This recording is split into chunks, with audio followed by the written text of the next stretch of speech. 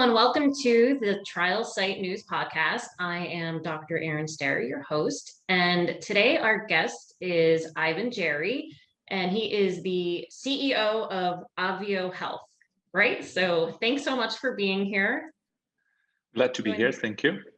So I guess to start out, do you mind sharing a little bit about yourself, what you do, and what ObvioHealth does? Sure. So I'm the CEO of ObvioHealth. I am also the co-founder. So I started the company 5 years ago and ended up taking the reign and the control of the company a year ago.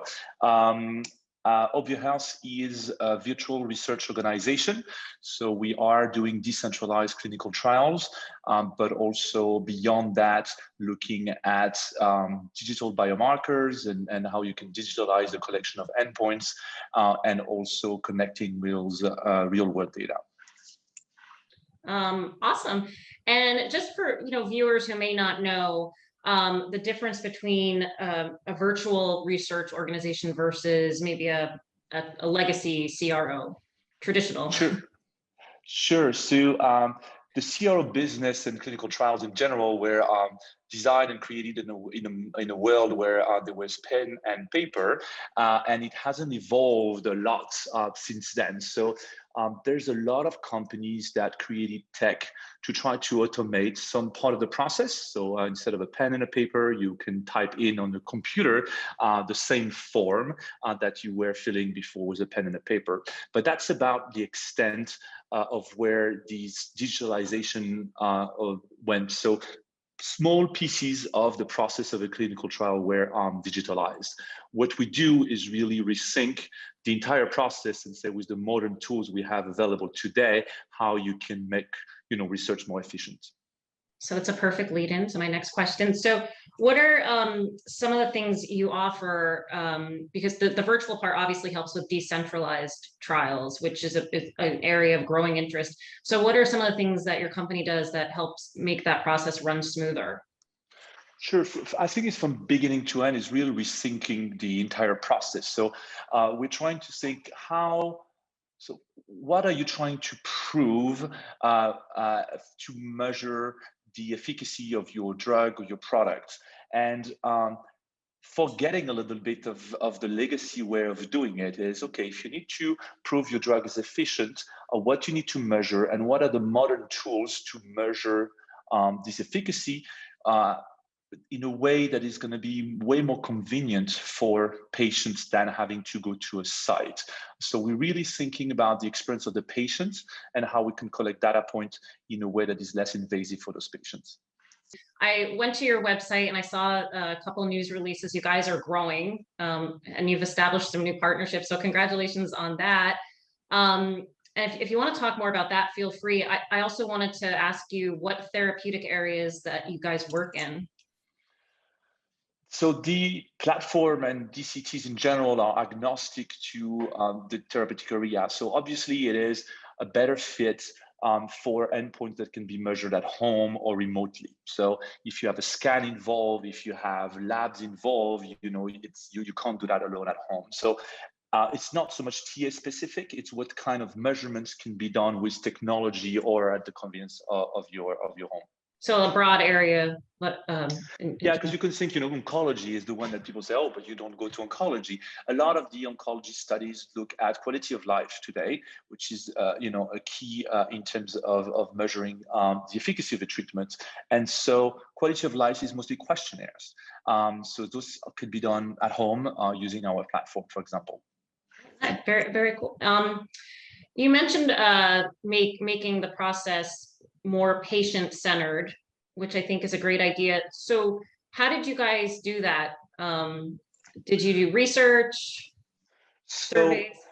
Different things. First, we figured out that while the tools we use patients are paid, to comply and to follow certain rules during a study. But while we do that, we still develop an app as if it was a consumer app. So it's something extremely easy to use that you don't need training to use every day, and that's going to be very intuitive. So that's the first thing we did. And after it's again rethinking how you collect endpoints, trying to remove every steps that require the patients to do an effort or to take out of their time to do that measurement. So any types of passive collections of data that you could have, you now have devices that collect your blood pressure on a continuous manner.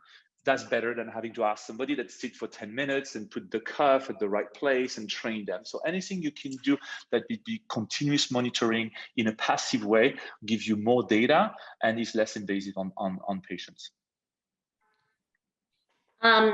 So when you hear virtual, I've done some work with digital technology involving addressing chronic diseases and that kind of thing, not necessarily research, but digital interventions. And one thing that you run into a lot is that it's not humanized enough, or people want that personal interaction.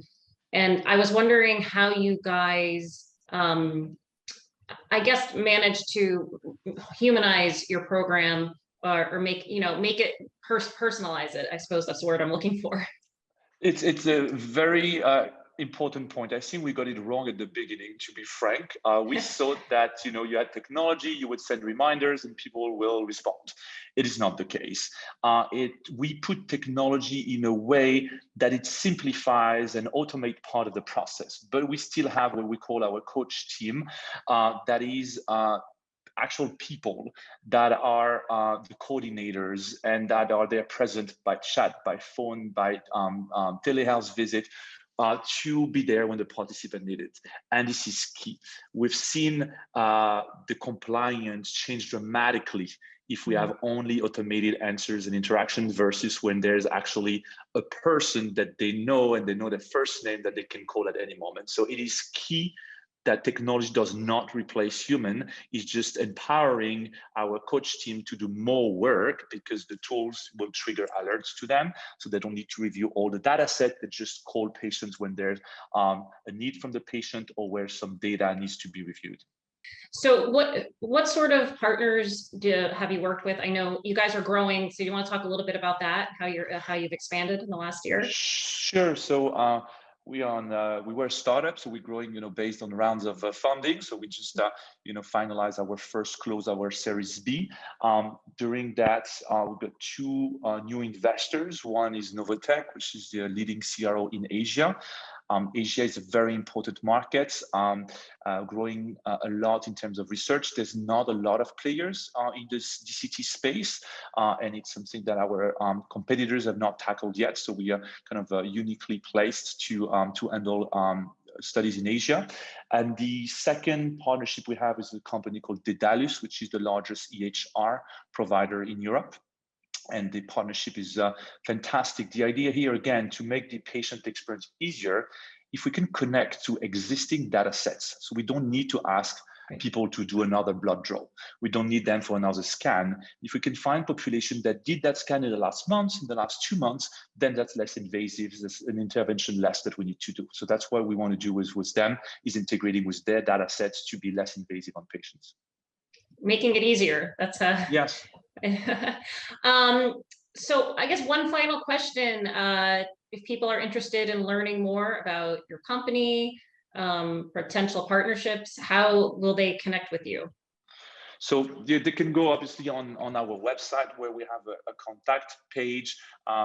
Nowadays, a lot of people find me or other in the organizations through LinkedIn and send us messages, but that's the easiest way to find information. And on our website, we have also announcements on all our partnerships and latest studies for participants if they want to participate also.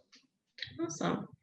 Well, thank you so much, Ivan, for sharing. It sounds like you're doing really great and interesting work. And I will post that link when we post the podcast as well, so people can visit your website and reach out if they have questions. And thank you to all of our subscribers for tuning in today, and hope you guys have a good rest of your day.